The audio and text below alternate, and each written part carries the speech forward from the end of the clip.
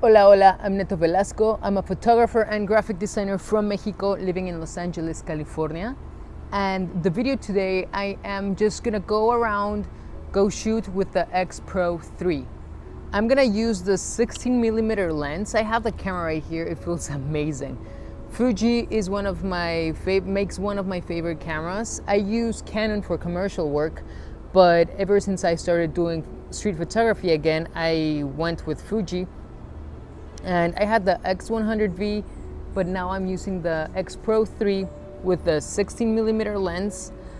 For this just walk around, I'm gonna take the filter Cinebloom 20%.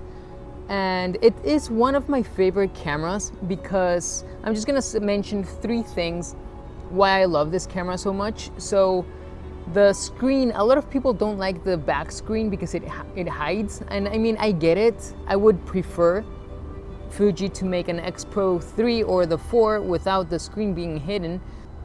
I love the back screen because the way I shoot street photography, I shoot from the hip mostly. Like 90% of my pictures are shot from the hip.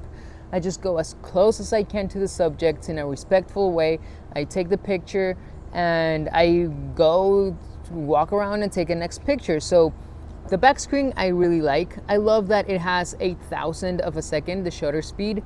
I used to have the X100V and it didn't have up to 8,000. It did had an ND filter, so I do miss that camera so much. So I'm thinking about selling the X-Pro3 and going back to the X100V because I really don't want to spend money on lenses. And the 23mm lens on the X100V is one of my favorites. But I still have this camera, so I'm gonna walk around. I just opened a studio here in Arts District in Los Angeles. So let's go just walk around and see what we can find in the streets. So I'm just gonna put some of the shots I do, just 1 minute and 30 seconds of the pictures, and then we'll come back.